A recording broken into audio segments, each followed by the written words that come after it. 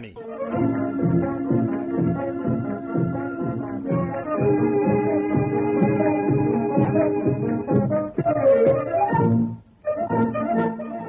ಆತ್ಮೀಯ ಯುವ ಕೇಳುಗರಿಗೆಲ್ಲ ನಮಸ್ಕಾರ. ಇವತ್ತಿನ ಕಾರ್ಯಕ್ರಮದಲ್ಲಿ ಮರ್ಚೆಂಟ್ ನೇವಿಯಲ್ಲಿ ಕಾರ್ಯವನ್ನು ನಿರ್ವಹಿಸ್ತಾ ಇರುವಂಥ ಮಡಿಕೇರಿಯ ಎಸ್ ಶ್ರೀಧರ್ ಅವರನ್ನು ಮಾತನಾಡಿಸಿ ಇದ್ರ ಬಗ್ಗೆ ಹೆಚ್ಚಿನ ಮಾಹಿತಿಯನ್ನು ಪಡ್ಕೊಳ್ಳೋಣ. ನಮಸ್ಕಾರ ಶ್ರೀಧರ್ ಅವರೇ. ನಮಸ್ಕಾರ ಸರ್. ಈ ಕಾರ್ಯಕ್ರಮಕ್ಕೆ ತಮಗೆ ಸ್ವಾಗತ. ತಾವು ಸದ್ಯದಲ್ಲಿ ಈ ಮರ್ಚೆಂಟ್ ನೇವಿಯಲ್ಲಿ ಜೂನಿಯರ್ ಇಂಜಿನಿಯರ್ ಆಗಿ ಕಾರ್ಯವನ್ನು ನಿರ್ವಹಿಸ್ತಾ ಇದ್ದೀರಾ. ಈ ಮರ್ಚೆಂಟ್ ನೇವಿ ಅಂದ್ರೆ ಏನು ಅಂತ ಸ್ವಲ್ಪ ಪರಿಚಯ ಮಾಡಿಕೊಡ್ತೀರಾ ನಮ್ಮ ಯುವ ಕೇಳುಗರಿಗೆ? Yes sir. ಮರ್ಚೆಂಟ್ ನೇವಿ ಎಂಬುದು ಗವರ್ಮೆಂಟ್ ಕೆಲಸ ಅಲ್ಲ. ಆ್ಯಕ್ಚುಲಿ ಎಲ್ಲರೂ ಅದನ್ನು ಕನ್ಫ್ಯೂಸ್ ಮಾಡ್ಕೊಳ್ತಾರೆ. ಮರ್ಚೆಂಟ್ ನೇವಿ ಗವರ್ಮೆಂಟ್ ಅಂಡರಲ್ಲಿ ಬರ್ತದೆ ಅಂತ ಹೇಳ್ಕೊಂಡು ಅವ್ರು ತಿಳ್ಕೊಳ್ತಾರೆ. ಆದರೆ ಮರ್ಚೆಂಟ್ ನೇವಿ ಬಂದುಬಿಟ್ಟು ಅದು ಕಂಪ್ಲೀಟ್ಲಿ ಒಂದು ಪ್ರೈವೇಟ್ ಸೆಕ್ಟರ್ ಆಗಿದೆ. ಮರ್ಚೆಂಟ್ ನೇವಿ ಅಂತ ಹೇಳಿದರೆ ಯಾವಾಗಲೂ ಸರಕುಗಳನ್ನ ಒಂದು ಪ್ರದೇಶದಿಂದ ಇನ್ನೊಂದು ಪ್ರದೇಶಕ್ಕೆ ಸಾಗಿಸ್ತಾರೆ. ಅದು ಇಂಪೋರ್ಟ್ ಎಕ್ಸ್ಪೋರ್ಟ್ ಯಾವಾಗಲೂ ಡಿಮ್ಯಾಂಡ್ ಇರೋದ್ರಿಂದ ಈ ಫೀಲ್ಡಲ್ಲಿ ಸಹ ಯಾವಾಗಲೂ ತುಂಬ ಡಿಮ್ಯಾಂಡ್ ಇದೆ. ಅಂದರೆ ಈಗ ಬೇರೆ ಬೇರೆ ಸಾರಿಗೆ ಸಂಪರ್ಕಗಳು ಕೂಡ ಇದ್ದಾವೆ. ರಸ್ತೆ ಇದೆ ಮತ್ತು ವಿಮಾನಯಾನ ಕೂಡ ಇದೆ. ಆದರೆ ಈ ಮರ್ಚೆಂಟ್ ನೇವಿಗೆ ಅಷ್ಟೊಂದು ಪ್ರಾಮುಖ್ಯತೆ ಯಾಕಾಗಿ ಅಂದರೆ? ಮರ್ಚೆಂಟ್ ನೇವಿಯಲ್ಲಿ ಹಡಗುಗಳು ಬಹಳ ದೊಡ್ಡದಾಗಿರ್ತದೆ. ತುಂಬ ದೊಡ್ಡ ಸೈಜಲ್ಲಿ ಬೇಕಾಗಿರುವ ಗೂಡ್ಸನ್ನು ನಾವು ಒಂದು ಪ್ರದೇಶದಿಂದ ಇನ್ನೊಂದು ಪ್ರದೇಶಕ್ಕೆ ಸಾಗಿಸ್ಬೋದು. ಮತ್ತು ಕಂಪೇರ್ ಟು ಅದರ್ ಟ್ರಾನ್ಸ್ಪೋರ್ಟ್, ಈಗ ವಿಮಾನ ಹಾಗೂ ರೈಲು ಇದರಲ್ಲೆಲ್ಲ ಸಾಕಷ್ಟು ಹಣ ಬೇಕಾಗ್ತದೆ. ಇದರಲ್ಲಿ ಚೀಪಾಗಿ ಆಗಿರೋದ್ರಿಂದ ಮರ್ಚೆಂಟ್ ನೇವಿ ಎಲ್ಲರೂ ಇಷ್ಟಪಡ್ತಾರೆ. ಅಂದರೆ ತೂಕನೂ ಜಾಸ್ತಿ ತೊಗೊಂಡೋಗಕ್ಕಾಗಲ್ಲ ನಾವು ಏರೋಪ್ಲೇನು ಅಂಥದ್ರಲ್ಲಿ ಮಾಡಿದಾಗ. ಒಂದು ಎರಡನೇದಾಗಿ ಖರ್ಚು ವಿಪರೀತ ಆಗುತ್ತೆ. ಜೊತೆಗೆ ತಾವು ಹೇಳಿದಾಗೆ ರೈಲುಗಳ ಮೂಲಕ ನಾವು ಸಾಗಾಣಿಕೆ ಮಾಡಬೇಕು ಅಂದರೆ ದೇಶಗಳ ಮಧ್ಯೆ ರೈಲು ಸಂಪರ್ಕಗಳು ಇಲ್ಲ. ಅದು ಒಂದು ಅಂಶ. ರಸ್ತೆಗಳು ಅಷ್ಟೇ, ಅದು ಕೂಡ ಕಷ್ಟನೇ. ದೇಶಗಳ ಮಧ್ಯೆ ರಸ್ತೆ ಸಂಪರ್ಕನೂ ಕೂಡ ಕಡಿಮೆ ಅಂತ ಹೇಳ್ಬೋದು. ಆದರೆ ದೇಶಗಳನ್ನು ಸಂಪರ್ಕಿಸೋದು ಅಂತಂದರೆ ನೀರು. ಆ ನೀರಿನ ಮೂಲಕನೇ ನಾವು ಈ ದೊಡ್ಡ ದೊಡ್ಡ ಹಡಗುಗಳನ್ನು ಬಳಸ್ಕೊಂಡು ನಮ್ಮ ವಸ್ತುಗಳನ್ನು ಸಾಗಾಣಿಕೆ ಮಾಡ್ಬೋದು. ತಾವು ತಿಳಿಸಿದಾಗೆ ವೆಚ್ಚನೂ ಕೂಡ ಕಡಿಮೆ ಆಗುತ್ತೆ. ಆದ್ದರಿಂದ ಈ ಮರ್ಚೆಂಟ್ ನೇವಿ ಅಥವಾ ವ್ಯಾಪಾರಸ್ಥರ ಹಡಗು ಪಡೆ ವ್ಯವಹಾರದಲ್ಲಿ ಹೆಚ್ಚಿನ ಒಂದು ಪ್ರಾಮುಖ್ಯತೆ ಪಡೆದಿದೆ ಅಂತ ನಾವು ಹೇಳ್ಬೋದಲ್ವಾ? ಈಗ ನಿಮಗೆ ಶ್ರೀಧರ್, ಈ ಮರ್ಚೆಂಟ್ ನೇವಿ ಬಗ್ಗೆ ಯಾವಾಗ ಗೊತ್ತಾಯಿತು? ಬಹುಶಃ ಅದು 2016-17 ವರ್ಷ ಆಗಿರಬೇಕು. ಈ ನಾನು CETಗೆ ಪ್ರಿಪೇರ್ ಆಗ್ತಿರುವಾಗ ಬಹಳ ಕಾಲೇಜ್ಗಳು ಕೋಚಿಂಗಾಗಿ ಅವರ ಬ್ರೌಚರ್ಗಳನ್ನು ತರುವಾಗ ಅದರಲ್ಲಿ ನೋಡಿ ನನಗೆ ಮರ್ಚೆಂಟ್ ನೇವಿ ಬಗ್ಗೆ ಗೊತ್ತಾಯಿತು. ಅದಾದಮೇಲೆ ನಾನು ಅದರ ಬಗ್ಗೆ ಸ್ವಲ್ಪ ರಿಸರ್ಚ್ ಮಾಡಿ ಹೇಗೆ ಹೋಗೋದು, ಯಾವ ಕಾಲೇಜ್ಗೆ ಸೇರಬೇಕು ಅಂತ ನೋಡಿ ಮತ್ತೆ ಅದಕ್ಕೆ ಸರಿಯಾದ ಮಾರ್ಗದಲ್ಲಿ ಅದನ್ನು ಅಂದರೆ PUCಯಲ್ಲಿ ಇರುವಾಗಲೇ ಗೊತ್ತಾಯಿತು. PUCಯಲ್ಲಿ ಇರುವಾಗ. ಅಂದರೆ ಮುಖ್ಯವಾಗಿ ಈಗ ಮರ್ಚೆಂಟ್ ನೇವಿಗೆ ಸೇರ್ಕೋಬೇಕು ಅಂತಂದರೆ ಯಾವ ಕೋರ್ಸ್ ಓದಬೇಕು ಅಂತೀರಿ? ಮರ್ಚೆಂಟ್ ನೇವಿಯಲ್ಲಿ ಎಲ್ಲ ಥರದ, ಅಂದರೆ 10ನೇ ಕ್ಲಾಸಿಂದ ಪಾಸ್ ಆದರೆ ಅಲ್ಲಿಂದ ಹಿಡಿದು ಎಲ್ಲ ಥರದ ಕೋರ್ಸ್ಗಳಿಗೆ ಸಹ ನಾವು ಹೋಗ್ಬೋದು. 10ನೇ ಕ್ಲಾಸ್ ಪಾಸ್ ಆದರೆ ನಾವು GP ರೇಟಿಂಗ್ ಎಂಬ ಒಂದು ಕೋರ್ಸನ್ನು ಮಾಡಿ ಅದು ಕ್ರೂ ರೇಟಿಂಗಿಗೆ ಬರ್ತದೆ, ಅದರಲ್ಲಿ ಹೋಗಿ ಸೇರ್ಬೋದು. ಅಂದರೆ ಏನು ಇರುತ್ತೆ ಅದರಲ್ಲಿ? ಆ ಕೋರ್ಸಲ್ಲಿ ಅದು ಜನರಲ್ ಪರ್ಪಸ್, ಅಂದರೆ ಅದು ಹೆಲ್ಪಿಂಗ್, ಶಿಪ್ನಲ್ಲಿ ಹೆಲ್ಪ್ ಮಾಡುವಂಥ ಕೆಲಸ, ಸಹಾಯಕರು ಆ ಕೆಲಸಗಳಿಗೆ GP ರೇಟಿಂಗ್ ಮಾಡಿ ಹೋಗ್ಬೋದು. ಅಂದರೆ SSLC ಪಾಸ್ ಆದಾಗಲೇ ಮಾಡ್ಬೋದು. ಅದಾದಮೇಲೆ ನಾವು ಇನ್ನೂ ಉತ್ತಮವಾಗಿ ನಾವು ಆಫೀಸರ್ ರೀತಿಯಾಗಿ ಶಿಪ್ಪಲ್ಲಿ ಇರಬೇಕು ಅಂತ ಹೇಳಿದರೆ ಸೆಕೆಂಡ್ PU ಕಂಪ್ಲೀಟ್ ಮಾಡಿರಬೇಕು. ಸೆಕೆಂಡ್ PU ಕಂಪ್ಲೀಟ್ ಮಾಡಿ ಆದಮೇಲೆ ನಮಗೆ 2 ಆಪ್ಷನ್ ಬರ್ತದೆ. ಐದರ್ ನಾವು ಟೆಕ್ನಿಕಲ್ ಆಗಿ ಅದಕ್ಕೆ ಹೋಗ್ಬೋದು, ಇಲ್ಲದಿದ್ದರೆ ನ್ಯಾವಿಗೇಷನ್, 2 ಡಿಪಾರ್ಟ್ಮೆಂಟ್ ನಾವು ಚೂಸ್ ಮಾಡ್ಬೋದು. ಅದಕ್ಕೆ ನಾವು ಟೆಕ್ನಿಕಲಿಗೆ ಹೋಗಬೇಕು ಅಂತ ಹೇಳಿದರೆ ನಾವು ಇಂಜಿನಿಯರಿಂಗನ್ನು ನಾವು ಚೂಸ್ ಮಾಡಬೇಕು. ಅದಕ್ಕೆ ನಾವು 4 ವರ್ಷದ ಮರೈನ್ ಇಂಜಿನಿಯರಿಂಗ್ ಎಂಬ ಕೋರ್ಸನ್ನು ಮಾಡಬೇಕಾಗಿರ್ತದೆ. ಅದಾದಮೇಲೆ 1 ವರ್ಷದ ಪ್ರೀ-ಸಿ ಟ್ರೈನಿಂಗ್ ಮಾಡಿದರೆ ನಮಗೆ CDC ಎಂಬ ಲೈಸೆನ್ಸ್ ಸಿಗ್ತದೆ. ಅದಾದಮೇಲೆ ನಾವು ಸಮುದ್ರದಲ್ಲಿ ಸೇಲ್ ಮಾಡಲಿಕ್ಕೆ ನಾವು ಫಿಟ್ ಆಗಿರ್ತೀವಿ. ಅದೇ ರೀತಿ ನ್ಯಾವಿಗೇಷನ್ ಡಿಪಾರ್ಟ್ಮೆಂಟಲ್ಲಿ ನಾವು ಸೇಲ್ ಮಾಡಬೇಕು ಅಂತ ಹೇಳಿದರೆ BSc ನಾಟಿಕಲ್ ಸೈನ್ಸ್ ಅಥವಾ ಡಿಪ್ಲೊಮಾ ಇನ್ ನಾಟಿಕಲ್ ಸೈನ್ಸ್, ಇದೆರಡು ಕೋರ್ಸನ್ನು ನಾವು ಮಾಡ್ಬೋದು. ಇದರಲ್ಲಿ ಮಾಡಿದರೆ ನಾವು ಶಿಪ್ಪಲ್ಲಿ officer, 3rd officer, 2nd officer ಹಾಗೂ ಮಾಸ್ಟರ್ ತನಕ ಅದರಲ್ಲಿ ಪ್ರಮೋಷನ್ ಮಾಡ್ಬೋದು. ಅಂದರೆ ಮುಖ್ಯವಾಗಿ ನೀವು PUCಯಲ್ಲಿ ವಿಜ್ಞಾನವನ್ನು ಓದಿದ್ರಿ? ಹೌದು, ಸೈನ್ಸ್ ತೆಗೆದಿದ್ರಿ. ಯಾವ ಕಾಂಬಿನೇಷನ್ ತೊಗೊಂಡಿದ್ರಿ ಅವಾಗ? PCMC ತೆಗೆದಿದ್ದೆ. ಕಂಪ್ಯೂಟರ್ ಸೈನ್ಸ್ ಇತ್ತಾ ಜೊತೆಗೆ? ಫಿಸಿಕ್ಸ್, ಕೆಮಿಸ್ಟ್ರಿ ಮತ್ತು ಮ್ಯಾಥಮೆಟಿಕ್ಸ್ ಜೊತೆ ಕಂಪ್ಯೂಟರ್ ಸೈನ್ಸ್. ಎಲ್ಲಿ ಮಡಿಕೇರಿಯಲ್ಲಿ ಓದಿದ್ರಿ? ಮಡಿಕೇರಿಯಲ್ಲಿ ಸಂತ ಮೈಕಲರ ಶಾಲೆಯಲ್ಲಿ ವಿದ್ಯಾಭ್ಯಾಸ ಮಾಡಿದ್ರಿ. ಆನಂತರ ಈ ತಾವೇನು ಮೆರೈನ್ ಇಂಜಿನಿಯರಿಂಗ್ ಅಂತ ಹೇಳಿದ್ರಿ, ಇದಕ್ಕೆ ಸೇರ್ಬೇಕು ಅಂದರೆ ಅದು CET ಬರಲೇಬೇಕಾಗತ್ತಾ? ನಾನು ಅಂದರೆ CET ಬರೆಯದೆ ಕೂಡ ಹೋಗ್ಬೋದು. CET ಬರೆದು ಹೋದ್ರೆ ನಮಗೆ ಗೌರ್ಮೆಂಟ್ನಿಂದ ಸ್ವಲ್ಪ ಹಣದ ಸಹಾಯ ಸಿಗುತ್ತೆ. ಅದರಿಂದ ಅದು CET ಬರೆದು ಹೋದ್ರೆ ಒಳ್ಳೇದು. ಜೊತೆಗೆ ನಾವು ಬ್ಯಾಂಕ್ಗಳಲ್ಲಿ ಸಾಲ ತೆಗೆದುಕೋಬೇಕು ಅಂತಂದ್ರೂ CET ಬರಲೇಬೇಕಾಗತ್ತೆ. ಅದಕ್ಕೆ ಅವರು ಮಾನ್ಯತೆ ಕೊಡ್ತಾರೆ. ನೀವು ಈ ಮೆರೈನ್ ಇಂಜಿನಿಯರಿಂಗ್ ಅಂತ ಹೇಳಿದ್ರಿ, ಎಲ್ಲಿ ಆಯ್ಕೆ ಮಾಡಿಕೊಂಡ್ರಿ ಕಾಲೇಜನ್ನು? ನಮ್ಮ ರಾಜ್ಯದಲ್ಲಿ ಎಲ್ಲೆಲ್ಲಿ ಇದ್ರ ಬಗ್ಗೆ ತರಬೇತಿ ಸಿಗುತ್ತೆ, ಈ BE ಕೋರ್ಸ್ ಇದೆ ಅಂತೀರಿ? ರಾಜ್ಯದಲ್ಲಿ ಮೊದಲನೇದಾಗಿ 2 ಕಾಲೇಜ್ ಇತ್ತು. ಆದ್ರೆ ಈಗ ಒಂದು ಕಾಲೇಜ್ ಡಿಸ್ಕಂಟಿನ್ಯೂ ಮಾಡಿದ್ರಿಂದ ಈಗ ಪ್ರಸ್ತುತವಾಗಿ ಒಂದೇ ಕಾಲೇಜ್ ಇರೋದು, ಮಂಗಳೂರಿನ ಶ್ರೀನಿವಾಸ್ ಕಾಲೇಜಲ್ಲಿ ಮರೈನ್ ಇಂಜಿನಿಯರಿಂಗ್ 4 ವರ್ಷದ ಕೋರ್ಸ್. 4 ವರ್ಷದ ಕೋರ್ಸ್ ಅದು. ಅಂದ್ರೆ ಮೊದಲನೇ ವರ್ಷದ ವಿಷಯಗಳೆಲ್ಲ ಸಾಮಾನ್ಯವಾಗಿರ್ತವೆ. ಹೌದು, ಎಲ್ಲ BE ಕೋರ್ಸ್ ಇದ್ದಂಗೆ. ಇದರಲ್ಲಿ ಏನೇನು ನಿಮಗೆ ಹೇಳ್ಕೊಡ್ತಾರೆ? ಇದು ಸಂಪೂರ್ಣವಾಗಿ ಮರೈನ್ ಇಂಜಿನಿಯರಿಂಗ್ಗೆ ಸಂಬಂಧಪಟ್ಟ ವಿಷಯಗಳೇ ಇರುತ್ತೆ. ಅಂದ್ರೆ ಅದರಲ್ಲಿ ಟೆಕ್ನಿಕಲ್ಗೆ ಸಂಬಂಧಪಟ್ಟ ವಿಷಯಗಳು ಕೂಡ ಇರುತ್ತೆ, ಮತ್ತೆ ನ್ಯಾವಿಗೇಷನ್ಗೆ ಸಂಬಂಧಪಟ್ಟ ವಿಷಯಗಳು ಕೂಡ ಇರುತ್ತೆ. ಈಗ ನೀವು ಮಂಗಳೂರು ಕಾಲೇಜ್ನಲ್ಲಿ ಓದಿದಾಗ ಲೈಸೆನ್ಸು ಕೂಡ ಸಿಗುತ್ತಾ ಅಲ್ಲಿ? ಮಂಗಳೂರು ಕಾಲೇಜಲ್ಲಿ ಲೈಸೆನ್ಸ್ ಎಂಬುದಿಲ್ಲ. ಆದರೆ ನಾವು ಬೇರೆ ರಾಜ್ಯಗಳಿಗೆ ಹೋದಾಗ, ಪುಣೆಯಲ್ಲಿ ಆಗಲಿ ಬೇರೆ ರಾಜ್ಯಗಳಲ್ಲಿ ಹೋದಾಗ ಆ ರಾಜ್ಯದಲ್ಲಿ ಇರುವಂಥ ಮರೈನ್ ಇಂಜಿನಿಯರಿಂಗ್ಗೆ ಲೈಸೆನ್ಸ್ಗಳು ಸಿಗ್ತದೆ. ಆದರೆ ಕರ್ನಾಟಕದಲ್ಲಿರುವ ಶ್ರೀನಿವಾಸ್ ಕಾಲೇಜಿನಲ್ಲಿ ಲೈಸೆನ್ಸ್ ಇಲ್ಲ. ಅಂದರೆ ಇಲ್ಲಿ 4 ವರ್ಷ ಮುಗಿಸಿ ಮತ್ತೆ 1 ವರ್ಷ ಬೇರೆ ಕಡೆ ನಾವು ತರಬೇತಿ ಪಡಿಬೇಕು, ಅವಾಗ ಲೈಸೆನ್ಸ್ ಸಿಗುತ್ತೆ. ಮಂಗಳೂರು ಕಾಲೇಜಲ್ಲಿ ಲೈಸೆನ್ಸ್ ಒಂದು ಸಿಗದೆ ನಾವು ಹೊರಗಡೆ ಮಾಡಬೇಕು. ಅಂದರೆ ಈಗ ಈ 4 ವರ್ಷದ ಕೋರ್ಸ್ನಲ್ಲಿ ನಿಮಗೆ ಪ್ರಾಯೋಗಿಕ ಪರೀಕ್ಷೆಯಲ್ಲಿ ಸಮುದ್ರಕ್ಕೆಲ್ಲ ಕರ್ಕೊಂಡು ಹೋಗ್ತಾರೆ ನಿಮಗೆ? ಹೌದು, ನಾವು 3ನೇ ವರ್ಷ ಕಂಪ್ಲೀಟ್ ಆದಮೇಲೆ ನಮಗೆ ಶಿಪ್ ಯಾರ್ಡಿಗೆ ಇಂಟರ್ನ್ಶಿಪ್ ಎಂಬುದಾಗಿ ಕರ್ಕೊಂಡು ಹೋಗ್ತಾರೆ. 3 ಮಂತ್ಸ್ ಹಾಗೆ ನಾವು ಶಿಪ್ ಯಾರ್ಡ್ನಲ್ಲಿ ಕೆಲಸ ಮಾಡಬೇಕಾಗತ್ತೆ. ಕೆಲಸ ಇಲ್ಲ, ನಾವು ಅದರ ಎಕ್ಸ್ಪೀರಿಯನ್ಸ್ ಅನ್ನು ನೋಡ್ಬೋದು. ಅನುಭವ. ಅಂದರೆ ಈಗ ಮರ್ಚೆಂಟ್ ಹಡಗುಗಳಲ್ಲಿ ಅದು ಅಲ್ಲಿ ಹೇಗೆ ಇರುತ್ತದೆ ಅಂತ ನೋಡಲಿಕ್ಕೆ ಕರ್ಕೊಂಡು ಹೋಗ್ತಾರೆ. 4 ವರ್ಷದ ಕೋರ್ಸ್ ಅದು.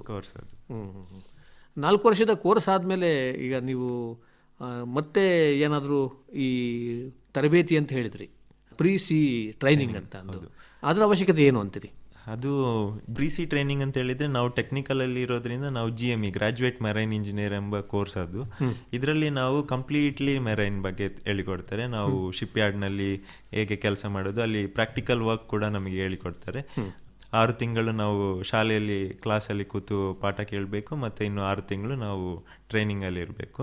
ಆ ಟ್ರೈನಿಂಗ್ನಲ್ಲಿ ಗೋವಾದಲ್ಲಿರುವಂಥ, ನಾನು ಗೋವಾದಲ್ಲಿ IMS ಗೋವಾದಲ್ಲಿ ಮಾಡಿದ್ರಿಂದ ಅದರ ಪಕ್ಕದಲ್ಲಿದ್ದಂಥ ಶಿಪ್ ಯಾರ್ಡ್ಗಳಲ್ಲಿ ನಮಗೆ 6 ತಿಂಗಳು ಟ್ರೈನಿಂಗ್ಗೆ ಕರ್ಕೊಂಡು ಹೋಗ್ತಾ ಇದ್ರು.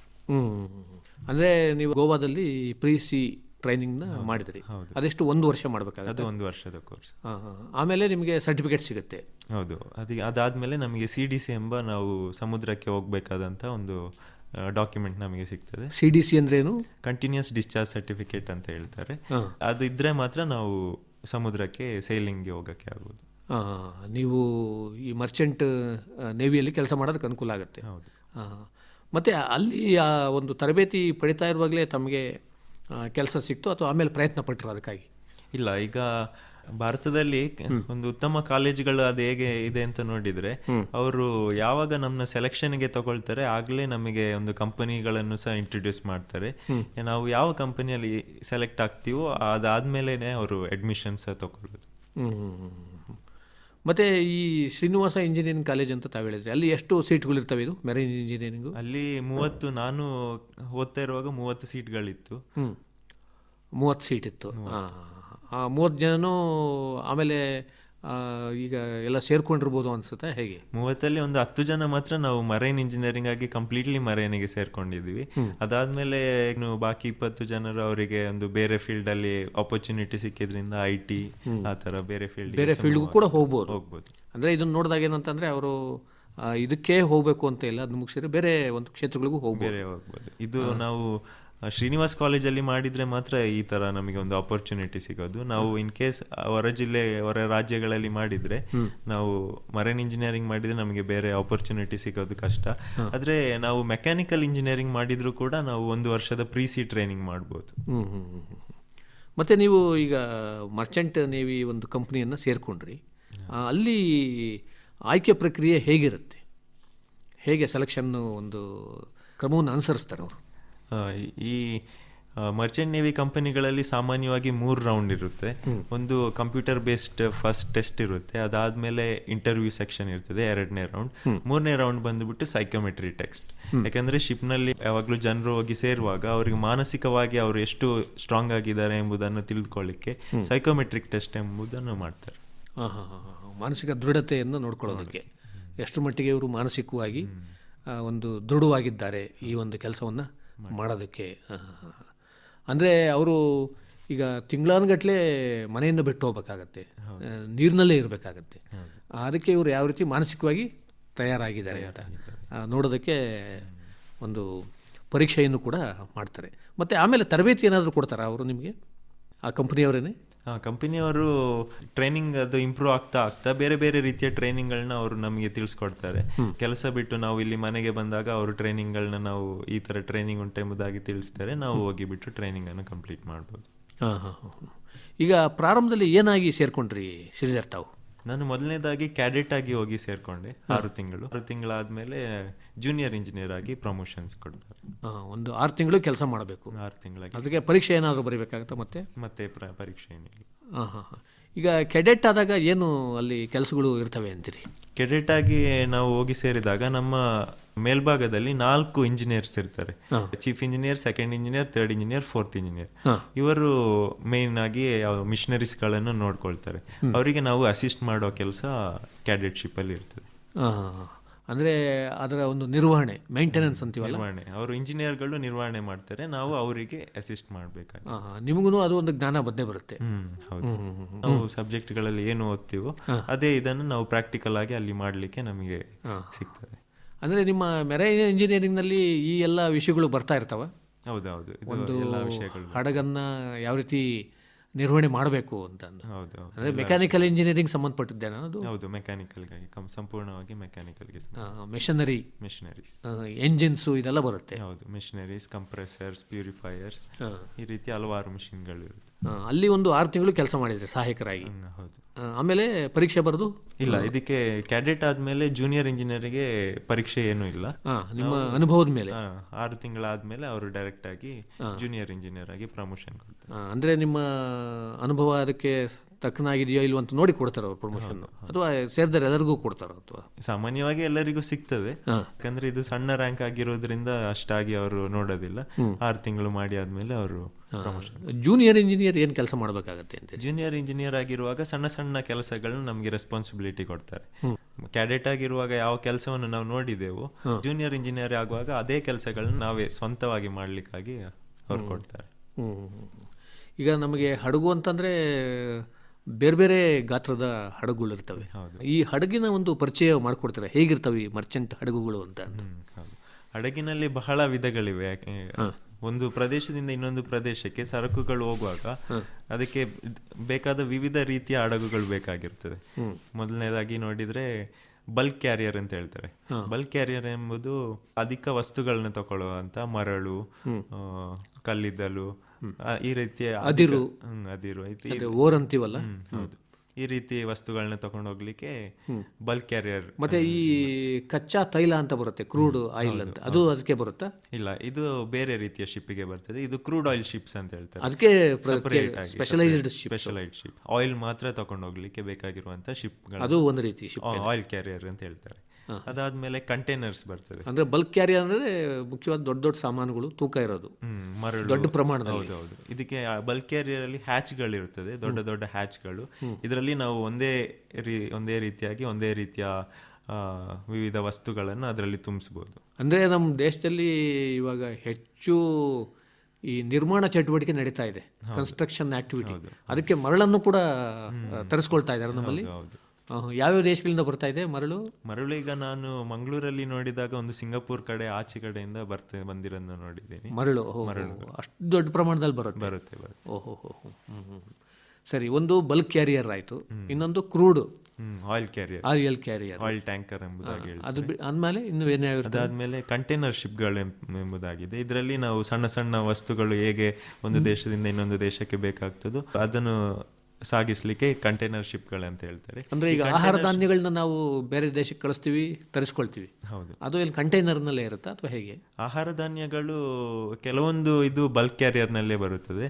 ಆದರೆ ಯಾವುದು ನಮಗೆ ರೆಫ್ರಿಜರೇಷನ್ ಬೇಕಾಗಿದೆಯೋ ಅದು ಕಂಟೈನರ್ ಶಿಪ್ನಲ್ಲಿ ಬರ್ತದೆ. ಕಂಟೈನರ್ನಲ್ಲಿ ರೆಫ್ರಿಜರೇಷನ್ ಸಿಸ್ಟಮ್ ಕೂಡ ಇರ್ತದೆ. ಅದು ಕಂಟೈನರ್ನಲ್ಲಿ ಆಹಾರ ಧಾನ್ಯಗಳು ಬರ್ತದೆ, ತರಕಾರಿ, ಹಣ್ಣು, ಹಂಪಲುಗಳು ಎಲ್ಲ ತಾಜಾ ಯಾವುದು ಇರಬೇಕು ಅದು ಕಂಟೈನರಲ್ಲಿ ಬರುತ್ತೆ. ಕಂಟೈನರ್ ಶಿಪ್ಸ್ ಅಂತ ಅದು ಒಂದು ಮೂರನೇ ಕ್ಯಾಟಗರಿ. ಇನ್ಯಾವುದು ಇದೆ? ಇನ್ನು ರೋರೋ ಶಿಪ್ಸ್ ಎಂಬುದಾಗಿದೆ. ರೋರೋ ಶಿಪ್ನಲ್ಲಿ ನಾನು ಪ್ರಸ್ತುತವಾಗಿ ಈಗ ರೋರೋ ಶಿಪ್ನಲ್ಲಿ ಕೆಲಸ ಮಾಡ್ತಾ ಇದ್ದೀನಿ. ಈ ರೋರೋ ಶಿಪ್ ಎಂಬುದು ವಾಹನಗಳನ್ನು ಒಂದು ಕಡೆಯಿಂದ ಇನ್ನೊಂದು ಕಡೆಗೆ ಸಾಗಿಸ್ಲಿಕ್ಕೆ ಹಾಗೂ ದೊಡ್ಡ ಗಾತ್ರದ ವ್ಯವಸಾಯಕ್ಕೆ ಬೇಕಾದಂಥ ವಾಹನಗಳನ್ನು ಇದೊಂದು ಕಡೆಯಿಂದ ಇನ್ನೊಂದು ಕಡೆಗೆ ಸಾಗಿಸ್ತದೆ ರೋರೋ ಶಿಪ್ಸ್ ಎಂಬುದಾಗಿ. ಅಂದರೆ ಟ್ರ್ಯಾಕ್ಟರ್ಗಳು ಇವೆಲ್ಲ ಏನು ಬರ್ತವೆ ಅದರಲ್ಲಿ? ಹೌದು ಹೌದು. ಮತ್ತೆ ಕಾರ್ಗಳು, ಈ ವಾಹನಗಳು ಒಟ್ಟಿಗೆ, ವಾಹನಗಳು ಬಸ್ ಆಗ್ಬೋದು, ಲಾರಿ ಆಗ್ಬೋದು, ಅವನ್ನೆಲ್ಲ ಸಾಗಿಸುವಷ್ಟು ದೊಡ್ಡದಾಗಿರ್ತದೆ. ಮತ್ತೆ ಕೆಲವು ಈ ಏರೋಪ್ಲೇನ್ಗಳು, ಯುದ್ಧ ವಿಮಾನಗಳು ಬಂದು ಅದ್ರ ಮೇಲೆ ಲ್ಯಾಂಡ್ ಆಗುವಂಥ ಶಿಪ್ಗಳು ಇದಾವೆ ಅಂತ ಹೇಳಿದೆ. ಹೌದು. ನಾವೀಗ ಕೆಲವೊಂದು ದೇಶಗಳಲ್ಲಿ ಪೈಲಟ್ ಅನ್ನು ಹೈರ್ ಮಾಡುವಾಗ, ಪೈಲಟ್ ಅಂತ ಹೇಳಿದ್ರೆ ಆ ಜಾಗದ ಅರಿವಿರುವವನು, ನಾವು ಯಾವ ದೇಶಕ್ಕೆ ಹೋಗ್ತಿದೀವೋ ಆ ಜಾಗದಲ್ಲಿ ಅವನು ಆ ಜಿಯೋಗ್ರಫಿಕ್ ಆಗಿ ಹೇಗೆ ಏನು ಗೊತ್ತಿರುವ ಅವ್ರನ್ನ ಪೈಲಟ್ ಎಂಬುದಾಗಿ ನಾವು ಕರಿತೇವೆ. ಕೆಲವೊಂದು ಸಂದರ್ಭದಲ್ಲಿ ಪೈಲಟ್ಗಳು ಬೋಟ್ಗಳಲ್ಲಿ ಬಂದು ನಮ್ಮ ಶಿಪ್ಗೆ ಜಾಯ್ನ್ ಆಗ್ತಾರೆ. ಕೆಲವೊಂದು ಸತಿ ಹೆಲಿಕಾಪ್ಟರ್ನಲ್ಲಿ ಬಂದು ನಮ್ಮ ಶಿಪ್ಗೆ ಜಾಯ್ನ್ ಆಗ್ತಾರೆ. ಈಗ ಸಾಮಾನ್ಯವಾಗಿ ಹಲವಾರು ಶಿಪ್ಗಳಲ್ಲಿ ಹೆಲಿಕಾಪ್ಟರ್ ಲ್ಯಾಂಡಿಂಗ್ ಫೆಸಿಲಿಟೀಸ್ ಎಲ್ಲ ಇರುತ್ತೆ. ಮತ್ತು ಕೆಲವೊಂದು ಯುದ್ಧ ವಿಮಾನಗಳಿಗೆ ಈ ಏನು ಇಂಧನವನ್ನು ತುಂಬಿಸೋದಕ್ಕೂ ಕೂಡ ಈ ಶಿಪ್ಗಳು ಅನುಕೂಲ ಮಾಡಿಕೊಡ್ತವೆ ಅಂತ ಕೇಳಿದ್ವಿ. ಮತ್ತೆ ಏರ್ಕ್ರಾಫ್ಟ್ ಕ್ಯಾರಿಯರ್ ಅಂತ ನಾವು ಕೇಳ್ತಾ ಇರ್ತೀವಿ. ಅದು ವಿಶೇಷವಾಗಿ ನೇವಿನಲ್ಲಿ ಇದ್ದೇ ಇರುತ್ತೆ. ಅದು ಅಂದರೆ ಈ ಹೆಲಿಕಾಪ್ಟರ್ನ ಲ್ಯಾಂಡ್ ಮಾಡ್ಬೋದು, ಸಣ್ಣ ಯುದ್ಧ ವಿಮಾನಗಳನ್ನು ಲ್ಯಾಂಡ್ ಮಾಡ್ಬೋದು ಅದ್ರ ಮೇಲೆ. ಅಷ್ಟು ದೊಡ್ಡದಾಗಿರುತ್ತೆ, ರನ್ವೇ ಎಲ್ಲ ಇರುತ್ತೆ. ಅದು ಬಹಳ ಬೃಹತ್ತಾಗಿರುತ್ತೆ. ಮತ್ತು ಪ್ರಯಾಣಿಕರ ಒಂದು ಹಡಗುಗಳಿದಾವೆ, ಶಿಪ್ಸು. ನಮ್ಮ ದೇಶದಲ್ಲಿ ಕಡಿಮೆ ಅಂತ ಹೇಳ್ಬೋದು. ಆದ್ರೆ ನಾವು ನಾರ್ವೆ ಹಾಗೂ ಬೇರೆ ವಿದೇಶಗಳಲ್ಲಿ ನೋಡಿದ್ರೆ ಅವರಿಗೆ ನಾವು ಪ್ಯಾಸೆಂಜರ್ ಶಿಪ್ ಎಂಬುದು ಅಲ್ಲಿ ಬಹಳವಾಗಿರ್ತದೆ. ಅದನ್ನು ನಾವು ಪ್ಯಾಸೆಂಜರ್ ಶಿಪ್ ಎಂಬುದಾಗಿ ಕರಿತೇವೆ. ಅದರಲ್ಲಿ ಎಲ್ಲಾ ರೀತಿಯ ಫೆಸಿಲಿಟೀಸ್ಗಳು ಸಹ ಇರುತ್ತೆ. ಪ್ಯಾಸೆಂಜರ್ ಶಿಪ್ ಅಂದ್ರೆ ನಮಗೆ ಈ ದುರಂತದ ಚಿತ್ರಣ ಕಣ್ಣು ಮುಂದೆ ಬರುತ್ತೆ, ಟೈಟಾನಿಕ್ದು ಅಲ್ವಾ? ಬಹಳ ದೊಡ್ಡ ಹಡಗು, ನೂರಾರು ಗಟ್ಟಲೆ ಜನ ಇದರಲ್ಲಿ ಪ್ರಯಾಣ ಮಾಡಿದರು. ಅದು ಒಂದು ದುರಂತದಲ್ಲಿ ಮುಕ್ತಾಯ ಆಯಿತು. ಆ ಶಿಪ್ ಅಂತ ಅಂದರೆ ನಮಗೆ ಪ್ರಯಾಣಿಕರದೇ ಮನಸ್ಸಿಗೆ ಬರುತ್ತೆ. ಈಗ ನೀವು ಒಂದು ರೀತಿ ನಿರ್ವಹಣಾ ಇಂಜಿನಿಯರ್ಗಳಾಯಿತು, ಇನ್ನೂ ಯಾರ್ಯಾರು ಇರ್ತಾರೆ ಅದರಲ್ಲಿ ಶಿಪ್ಗಳಲ್ಲಿ? ಇನ್ನೊಂದು ಫೀಲ್ಡ್ ಅಂತ ಹೇಳಿದ್ರೆ ಅದು ನ್ಯಾವಿಗೇಷನ್ ಡಿಪಾರ್ಟ್ಮೆಂಟ್ ಅಂತ ಹೇಳ್ತೀವಿ. ಅಂದರೆ ಅದನ್ನು ಚಲಾಯಿಸುವವರು ಚಾರ್ಟ್ಗಳನ್ನು ಪ್ರಿಪೇರ್ ಮಾಡಿಬಿಟ್ಟು ಯಾವ ದಾರಿಗಳಲ್ಲಿ ಹೋಗ್ಬೇಕಂತ ಅವರು ಡಿಸೈಡ್ ಮಾಡುವವ್ರನ್ನ ನ್ಯಾವಿಗೇಷನ್ ಡಿಪಾರ್ಟ್ಮೆಂಟ್ ಅಂತ ಹೇಳ್ತೀವಿ. ಅದೊಂದು ಕ್ಯಾಟಗರಿ ಇರುತ್ತೆ. ಇದೆರಡು ಮುಖ್ಯವಾದ ಒಂದು ಕ್ಯಾಟಗರಿ. ಇದಾದ್ಮೇಲೆ ಕುಕಿಂಗ್ ಡಿಪಾರ್ಟ್ಮೆಂಟ್ ಬರ್ತದೆ. ಆಹಾರ ತಯಾರಿಸಲಿಕ್ಕೆ ಯಾವಾಗ್ಲೂ ಇಬ್ರು ಸ್ಟೀವರ್ಡ್ಗಳು ಇರ್ತಾರೆ ಮತ್ತು ಒಬ್ಬ ಮೆಸ್ಮ್ಯಾನ್ ಅಂತ ಇರ್ತಾರೆ. ಅವರು ಪಾತ್ರೆಗಳನ್ನು ತೊಳೆಯಲಿಕ್ಕೆ ಹಾಗೂ ಎಲ್ಲಾ ತರದ ಆಹಾರಗಳನ್ನು ಕೂಡ ಮಾಡಿಕೊಡ್ತಾರೆ. ಈಗ ಸಾಧಾರಣವಾಗಿ ಈ ಒಂದು ಶಿಪ್ಗಳು ಅಂತ ಅಂದರೆ ಸಮುದ್ರದ ಮೇಲೆ ಹೋಗುವಂಥವು, ಈ ನೀರಿನ ಏರಿಳ್ತಾ ಇರುತ್ತೆ, ಗಾಳಿ ಬೀಸುತ್ತೆ, ಚಂಡಮಾರುತ ಅಂತೀವಿ, ಮಳೆ ಬರುತ್ತೆ, ಇದಕ್ಕೆಲ್ಲ ತಯಾರಿ ಮಾಡ್ಕೊಂಡಿರ್ತಾರೆ. ಹೌದು, ಇದು ನಾವು ಮೊದಲನೇದಾಗಿ ಹೋಗುವಾಗ ಒಂದು 3 ತಿಂಗಳು ಫಸ್ಟ್ ಆಗಿ ಸೇರಿರೋರಿಗೆ ತುಂಬಾ ಕಷ್ಟ. ಸೀ ಸಿಕ್ನೆಸ್ ಎಂಬುದಾಗಿ ಒಂದು ರೋಗ ಬರ್ತದೆ, ಯಾವುದೇ ಆಹಾರ ನಮಗೆ ಸೇರೋದಿಲ್ಲ. ಆದ್ರೆ ಇದು ನಾವು ಅಲ್ಲಿ ಎಕ್ಸ್ಪೀರಿಯನ್ಸ್ ಆಗಿ ಅದು ನಮಗೆ ಸರಿಯಾಗಿ ಸೂಟ್ ಆಗಿ ಬಿಡ್ತದೆ ನಮ್ಮ ದೇಹಕ್ಕೆ. ಈಗ ಈ ಮರ್ಚೆಂಟ್ ನೇವಿಯಲ್ಲಿ ಕೆಲಸ ಮಾಡೋವಂಥವ್ರಿಗೆ ಸಿಗುವಂಥ ಅನುಕೂಲಗಳೇನು ಅಂತೀರಾ ಶ್ರೀಧರ್? ಮೊದಲನೇದಾಗಿ ಅನುಕೂಲ ಅಂತ ಹೇಳಿದ್ರೆ, ನಮಗೆ 183 ದಿನ ನಾವು ವಿದೇಶದಲ್ಲಿ ಅಂದ್ರೆ ನಾವು ಹಡಗಿನಲ್ಲಿರುವಾಗ ನಾವು NRE ಸ್ಟೇಟಸ್ಗೆ ಬರ್ತೀವಿ. ಇದರಿಂದ ನಮಗೆ 0 ಟ್ಯಾಕ್ಸ್ ಬರ್ತದೆ. ನಾವು ಯಾವುದೇ ಟ್ಯಾಕ್ಸ್ ಅನ್ನು ನಾವು ಪಡೆಯುವ ಸಂಬಳಕ್ಕೆ ಕಟ್ಟಬೇಕೆಂಬುದಾಗಿ ಇಲ್ಲ. ಇಲ್ಲಿ ನಮ್ಮ ಭಾರತದಲ್ಲಿ. ಅದು ಒಂದು ಅನುಕೂಲ. ಹೌದು. ಇನ್ನೇನಿದೆ? ಅದು ಬಿಟ್ರೆ ನಾವು ವಿವಿಧ ದೇಶಗಳಿಗೆ ಹೋಗುವಾಗ ಯಾವುದೇ ಜನರು ನೋಡ್ಲಿಕ್ಕೆ ಆಗದಂತ ಕೆಲವೊಂದು ಪ್ರದೇಶಗಳನ್ನು ನೋಡ್ಬೋದು. ಈಗ ಒಂದು ಎಕ್ಸಾಂಪಲ್ಗೆ ಕೊಡೋದಾದ್ರೆ, ಆಫ್ರಿಕಾದ ಕೆಳಗೆ ಗುಡ್ ಹೋಪ್ ಜಾಗದಲ್ಲಿ ಬರುವ ಟೇಬಲ್ ಟಾಪ್ ಐಲ್ಯಾಂಡ್ಸ್ ಎಂಬುದಾಗಿ ಕರೀತಾರೆ. ಇದನ್ನು ಸಾಮಾನ್ಯ ಜನರು ನೋಡ್ಲಿಕ್ಕೆ ಸಾಧ್ಯ ಇಲ್ಲ. ಆದ್ರೆ ನಾವು ಈ ಹಡಗಿನಲ್ಲಿ ಪ್ರಯಾಣಿಸೋದ್ರಿಂದ ಈ ಟೇಬಲ್ ಟಾಪ್ ಐಲ್ಯಾಂಡ್ ಅದರ ಹತ್ತಿರದಲ್ಲಿ ನಾವು ಹೋಗಿ ಅಂತ ಸ್ಥಳಗಳನ್ನು ನೋಡ್ಲಿಕ್ಕೆ ಸಾಧ್ಯ ಆಗ್ತದೆ. ಅದೊಂದು ಅನುಕೂಲ. ಇನ್ನೂ ಏನೇನು ಅನುಕೂಲಗಳಿದಾವೆ ಇವನ್ನ ಬಿಟ್ಕೊಂಡ್ರೆ? ಇವುಗಳನ್ನು ಬಿಟ್ರೆ ಆಫೀಸರ್ ಆಗಿರೋದ್ರಿಂದ ಯಾವಾಗಲೂ ವೈಟ್ ಯೂನಿಫಾರ್ಮ್ ಅಲ್ಲಿ ಇರ್ತೀವಿ ನಾವು. ಅದರಿಂದ ಶಿಪ್ ನಲ್ಲಿ ನಮಗೆ ಒಂದು ರೆಸ್ಪೆಕ್ಟ್ ಅಂತ ಸಿಗ್ತದೆ. ಅದು ಕೂಡ ಈಗ ನೀವು ಒಂದ್ಸರಿ ಹಡಗಿಗೆ ಹತ್ತಿದ್ರೆ ಹಡಗಿನಲ್ಲೇ ಇರಬೇಕಾಗತ್ತೆ. ಹೌದು. ಹಾಗಾಗಿ 24 ಗಂಟೆನೇ ಕೆಲಸ ಇರುತ್ತೋ, ಅದರಲ್ಲೂ ಏನಾದ್ರು ಶಿಫ್ಟ್ಗಳು ಪಾಳಿಗಳು ಹಿಂಗೆ ಇರ್ತಾವ? ಶಿಫ್ಟ್ಗಳೆಂಬುದಾಗಿರೋದಿಲ್ಲ. ಈಗ ಪ್ರಸ್ತುತವಾಗಿ ನೋಡ್ಬೇಕಂದ್ರೆ ಎಲ್ಲ 90% ಶಿಪ್ಗಳು UMS ಶಿಪ್ಗಳು ಎಂಬುದಾಗಿ ಕರಿತೇವೆ, ಅನ್ಮ್ಯಾನ್ಡ್ ಶಿಪ್ ಅಂತ ಕರಿತೇವೆ. ಇದರಲ್ಲಿ ನಾವು ಮಿಷನರೀಸ್ಗಳಿಗೆ ಯಾವಾಗಲೂ ಅಲ್ಲಿ ಒಂದು ಜನ ಇದ್ದು ನೋಡ್ಕೊಳ್ಬೇಕೆಂಬುದಾಗಿ ಇಲ್ಲ. ಅದನ್ನು ನಾವು ಅನ್ಮ್ಯಾನ್ ಮಾಡಿ ಬಿಟ್ರೆ ಅದರಲ್ಲಿ ಯಾವ್ದಾದ್ರು ತೊಂದರೆಗಳು ಬಂದ್ರೆ ಅದು ನಮಗೆ ಅಲಾರ್ಮ್ಸ್ ಕೊಡುತ್ತದೆ. ನೀವು ಹೋಗಿ ನಿರ್ವಹಣೆ ಮಾಡಬೇಕಾಗುತ್ತೆ. ಆಗ ಅಲಾರ್ಮ್ಸ್ ಬಂದಾದ್ಮೇಲೆ ನಾವು ಹೋಗಿ ಅದನ್ನು ನಿರ್ವಹಣೆ ಮಾಡಬೇಕಾಗಿರ್ತದೆ. ಸೊ 8 ಗಂಟೆಯಿಂದ 5 ಗಂಟೆ ತನಕ ನಾರ್ಮಲ್ ಆಗಿ ಕೆಲಸಗಳಿರ್ತದೆ. ಅದಾದ್ಮೇಲೆ ನಮಗೆ ರೆಸ್ಟ್ ಇರ್ತದೆ, ಫ್ರೀ ಇರ್ತೀರ. ಆದ್ರೆ ತುರ್ತು ಸಂದರ್ಭದಲ್ಲಿ ಹೋಗ್ಬೇಕಾಗತ್ತೆ. ತುರ್ತು ಸಂದರ್ಭದಲ್ಲಿ ಯಾವ್ದಾದ್ರು ಅಲಾರ್ಮ್ಗಳು ಬಂದಾಗ ನೀವು ಅದನ್ನ ನೋಡ್ಬೇಕಾಗತ್ತೆ, ಹೋಗಿ ರಿಪೇರಿ ಮಾಡೋದು. ಇದು ಎಲ್ಲಾ ದಿನಗಳಲ್ಲಿ ಕೂಡ ಹೋಗ್ಬೇಕೆಂಬುದಾಗಿಲ್ಲ. ಈಗ 3 ಇಂಜಿನಿಯರ್ಗಳು ಇರೋದ್ರಿಂದ ಒಂದೊಂದು ದಿನ ಒಂದೊಂದು ಇಂಜಿನಿಯರ್ಗೆ ಅದನ್ನು ಅಲರ್ಟ್ ಮಾಡಿರ್ತಾರೆ. ಅಂದ್ರೆ ಸಾಕಷ್ಟು ವಿಶ್ರಾಂತಿಗೂ ಅವಕಾಶ ಇರುತ್ತೆ. ಹೌದು. ಮತ್ತೆ ಮನೋರಂಜನೆಗೂ ಏನಾದ್ರು ಅವಕಾಶ ಇರುತ್ತಾ? ಮನೋರಂಜನೆಗೆ ಬಹಳಷ್ಟು ಬೇಕಾದ ಕಾರ್ಯಗಳೆಲ್ಲ ಶಿಪ್ ನಲ್ಲಿ ಇದೆ. ಹೇಳ್ಬೇಕಂದ್ರೆ ಅದು ಸ್ವಿಮ್ಮಿಂಗ್ ಪೂಲ್ಗಳು ಎಲ್ಲ ಶಿಪ್ ನಲ್ಲಿ ಇರುತ್ತದೆ, ಮತ್ತೆ ಬಾಸ್ಕೆಟ್ಬಾಲ್ ಕೋರ್ಟ್ಗಳು ಇರುತ್ತದೆ, ಪ್ಲೇ ಸ್ಟೇಷನ್ ಗೇಮಿಂಗ್ ಮಾಡ್ಬೋದು, ಇವೆಲ್ಲ ಇರುತ್ತೆ. ಈಗ ನಿಮ್ಮ ಮನೆಯವ್ರ ಜೊತೆ ನೀವು ಸಂಪರ್ಕ ಮಾಡಬೇಕು ಅಂದರೆ ಅಲ್ಲಿ ದೂರವಾಣಿ ಸಂಪರ್ಕನೂ ಏನಾದರೂ ಇರುತ್ತಾ? ದೂರವಾಣಿ ಸಂಪರ್ಕಕ್ಕೆ ನಮಗೆ ಸ್ಯಾಟಲೈಟ್ ವೈಫೈ ಎಲ್ಲ ಶಿಪ್ನಲ್ಲಿ ಈಗ ಬಂದಿದೆ. ಅಂದರೆ ಸ್ಪೀಡ್ ಇರೋದಿಲ್ಲ. ನಾವು 10 ವರ್ಷ ಮುಂಚೆ ಹೇಗೆ ಮೊಬೈಲ್ನಲ್ಲಿ ಒಂದು 2G 3G ಸ್ಪೀಡ್ನಲ್ಲಿ ಯೂಸ್ ಮಾಡ್ತಿದ್ವು, ಆ ಸ್ಪೀಡ್ನಲ್ಲಿ ಇರ್ತದೆ. ವಾಟ್ಸಪ್ ಕಾಲ್ಗಳನ್ನು ಮಾಡ್ಬೋದು ಸ್ಯಾಟಲೈಟ್ ವೈಫೈ ಮುಖಾಂತರ, ಪ್ರತಿದಿನ ಮಾಡ್ಬೋದು. ಇನ್ನು ಈ ಮರ್ಚೆಂಟ್ ನೇವಿಲಿರುವಂಥ ಅನಾನುಕೂಲಗಳೇನು ಅಂತೀರಿ ಶ್ರೀಧರ್? ಇದು ನನ್ನ ಒಂದು ಫೇವ್ರೇಟ್ ಟಾಪಿಕ್ ಆಗಿದೆ. ಅನುಕೂಲಗಳು ಎಲ್ಲ ಕಡೆ ನೋಡ್ತೀವಿ, ಆದರೆ ಅನಾನುಕೂಲಗಳು ಯಾರು ಕೂಡ ಅಷ್ಟಾಗಿ ಹೇಳೋದಿಲ್ಲ. ಅನಾನುಕೂಲಗಳು ಹೇಳಕ್ಕೆ ಹೋದ್ರೆ ಅದೇ ತುರ್ತು ಪರಿಸ್ಥಿತಿಯಲ್ಲಿ ನಾವು ಹೋಗ್ಬೇಕಾಗಿರ್ತದೆ. ರಾತ್ರಿಯಲ್ಲಿ ಯಾವಾಗಾದ್ರೂ ತುರ್ತು ಪರಿಸ್ಥಿತಿ ಬಂದ್ರೆ ನಾವು ಹೋಗ್ಬೇಕಾಗಿರುತ್ತದೆ, ಅದು ಮೊದಲನೇದಾಗಿರುತ್ತದೆ. ಮತ್ತೆ ಈ ಪ್ರಾಕೃತಿಕ ವಿಕೋಪಗಳು ಜಾಸ್ತಿ ಸಮುದ್ರದಲ್ಲಿ. ಹೌದು, ಚಂಡಮಾರುತ ಆಗ್ಬೋದು, ಗಾಳಿ ಬೀಸೋದು ಅಲ್ವಾ, ಅಂತ ವೆದರ್ಗಳು ಆಗಾಗ ಚೇಂಜ್ ಆಗ್ತಾ ಇರ್ತದೆ. ಅದು ಅನ್ಪ್ರೆಡಿಕ್ಟಬಲ್ ಅಂತ ಹೇಳ್ಬೋದು. ಹೌದು, ಊಹಿಸಕ್ ಸಾಧ್ಯವಿಲ್ಲ. ಹೌದು. ಈಗ ಅಂತ ಇದಾಗುವಾಗ ಶಿಪ್ ಅಲ್ಲಿ ಪಿಚ್ಚಿಂಗ್ ರೋಲಿಂಗ್ ಅಧಿಕವಾಗಿ ಆಗುವಾಗ ನಮಗೆ ನಿದ್ರೆಗಳು ಸರಿಯಾಗಿ ಆಗೋದಿಲ್ಲ, ಈ ರೀತಿಯ ಸಿಚುವೇಶನ್ಗಳಾಗ್ತದೆ. ಇದಕ್ಕೆಲ್ಲ ನಾವು ಮೆಂಟಲಿ ಪ್ರಿಪೇರ್ಡ್ ಆಗಿ ಹೋದ್ರೆ ನಾವು ಅಲ್ಲಿ ಅಡ್ಜಸ್ಟ್ ಆಗ್ತೀವಿ. ಕೆಲವು ಜನರು ಏನ್ ಮಾಡ್ತಾರೆ ಅಂತ ಹೇಳಿದ್ರೆ ಇದೆಲ್ಲ ಅವ್ರಿಗೆ ಅಷ್ಟಾಗಿ ಅರಿವಿರೋದಿಲ್ಲ. ಅವರು ಹಾಗೆ ಡೈರೆಕ್ಟ್ ಆಗಿ ಜಾಯಿನ್ ಆಗ್ತಾರೆ. ಈ ರೀತಿಯ ಸನ್ನಿವೇಶಗಳು ಬರುವಾಗ ಅವರು ಇದು ಬೇಡ ಎಂಬುದಾಗಿ ಬಿಟ್ಟು ಹೋಗ್ಲಿಕ್ಕೆ ಅವರು ಥಿಂಕಿಂಗ್ ಅನ್ನು ಮಾಡ್ತಾರೆ. ಅಂದರೆ ಯಾವುದೇ ಒಂದು ಕೆಲಸ ಆಗಲಿ ಅದರಲ್ಲಿ ಸ್ವಲ್ಪ ಕಷ್ಟಗಳು ಇದ್ದೇ ಇರುತ್ತೆ. ಅದ್ರ ಬಗ್ಗೆ ನಮ್ಗೆ ಅರಿವಿದ್ದೇ ಇರಬೇಕಾಗುತ್ತೆ. ಹೌದು, ಮತ್ತೆ ಫ್ಯಾಮಿಲಿಯನ್ನು ನಾವು ಬಿಟ್ಟು ದೂರ ಇರಬೇಕಾಗ್ತದೆ. ಉದಾಹರಣೆಗೆ ನಾವು ಅಮೆರಿಕಾದಿಂದ ಯುರೋಪ್ಗೆ ಬರಬೇಕು ಅಂತ ಹೇಳಿದ್ರೆ ಅಟ್ಲಾಂಟಿಕ್ ಸಿ ಅನ್ನು ಪಾಸ್ ಮಾಡಿ ಬರಬೇಕು. ಇದಕ್ಕೆ ಪಾಸ್ ಆಗ್ಲಿಕ್ಕೆ ಕನಿಷ್ಠ ಒಂದು 20 ದಿನಗಳು 22 ದಿನಗಳು ಬೇಕು. ಈ 22 ದಿನಗಳು ನಾವು ಸಮುದ್ರದಲ್ಲಿ ಇರಬೇಕಾಗ್ತದೆ. ಈ ರೀತಿಯ ಸನ್ನಿವೇಶಗಳನ್ನು ಎದುರಿಸಬೇಕು. ಅಂದರೆ ಸಮುದ್ರ ಸಿಕ್ನೆಸ್ ಅಂತೀವಲ್ಲ, ಸೀ ಸಿಕ್ನೆಸ್, ಅದು ಆಗುವಂಥ ಸಾಧ್ಯತೆ ಇರುತ್ತೆ. ಒಂದು ವಿಚಾರ ನಾವು ಕೇಳ್ತಾ ಇರ್ತೀವಿ, ಈ ಸಮುದ್ರಗಳ್ಳರು ಅಥವಾ ಪೈರೇಟ್ಸ್ ಪ್ರಾಬ್ಲಮ್ ಅಂತ ನೇವಿಗೆ, ಅದು ಎಷ್ಟು ಮಟ್ಟಿಗಿದೆ ಅಂತೀರಿ? ಹೌದು, ಅದು ಕೆಲವು ವರ್ಷಗಳ ಮುಂದೆ ಈ ಪೈರಸಿ ಎಂಬುದು ಒಂದು ದೊಡ್ಡ ಸದ್ದನ್ನು ಮಾಡಿತ್ತು. ಯಾಕಂದ್ರೆ ಅವರು ಒಂದು ಶಿಪ್ ಅನ್ನು ಹೈಜಾಕ್ ಮಾಡಿ ಶಿಪ್ಗಳನ್ನ ತಗೊಂಡೋಗಿ ಅವರ ಪ್ರದೇಶದಲ್ಲಿ ಇಟ್ಕೊಂಡು ಕಂಪನಿಗೆ ಈ ತರ ಇಷ್ಟು ಹಣ ಬೇಕು ಎಂಬುದಾಗಿ ಡಿಮ್ಯಾಂಡ್ಗಳನ್ನು ಮಾಡ್ತಿದ್ರು. ಆದ್ರೆ ಈಗ ಪ್ರಸ್ತುತದಲ್ಲಿ ನಾವು ಆರ್ಮ್ಡ್ ಫೋರ್ಸ್ ಅನ್ನು ಹೈರ್ ಮಾಡೋದ್ರಿಂದ ಒಂದು 2 ಜನ ನಮ್ಮ ಶಿಪ್ ಅಲ್ಲಿ ಗನ್ಸ್ ಗಳನ್ನು ಇಟ್ಕೊಂಡು ಅವರು ನಮಗೆ ಸೇಫ್ಟಿಗಾಗಿ ಇರ್ತಾರೆ. ಆದುದರಿಂದ ಈ ಪೈರಸಿಗಳು ಈಗ ಪ್ರಸ್ತುತವಾಗಿ ಕಡಿಮೆ ಆಗಿದೆ. ಆರ್ಮ್ಡ್ ಗಾರ್ಡ್ಸ್ ಇದ್ದೇ ಇರ್ತಾರೆ. ಆ ಪೈರಸಿ ಏರಿಯಾ ಹೋಗುವಾಗ ಆರ್ಮ್ಡ್ ಗಾರ್ಡ್ಸ್ ನಮ್ಮ ಶಿಪ್ಗೆ ಬರ್ತಾರೆ. ಇನ್ನು ವೇತನ ಶ್ರೇಣಿ ಎಲ್ಲ ಹೇಗಿದೆ ಅಂತಾರೆ ಈ ಮರ್ಚೆಂಟ್ ನೇವಿಯಲ್ಲಿ? ವೇತನ ಶ್ರೇಣಿ ಅದು ಕಂಪನಿಗೆ ಡಿಪೆಂಡ್ ಆಗಿ ಚೇಂಜ್ ಆಗ್ತಾ ಹೋಗ್ತದೆ. ಹಲವಾರು ಕಂಪನಿಗಳು ಹಲವಾರು ರೀತಿಯಿಂದ ಕೊಡ್ತದೆ. ನಾವು ಸ್ಟಾರ್ಟಿಂಗ್ ಅಲ್ಲಿ ಸೇರುವಾಗ ಒಂದು 35,000ದಿಂದ ಸ್ಟಾರ್ಟ್ ಆಗ್ತದೆ. ಕ್ಯಾಪ್ಟನ್ಗೆ 15 ಲಕ್ಷದವರೆಗೂ ಹೋಗ್ಲಿಕ್ಕೆ.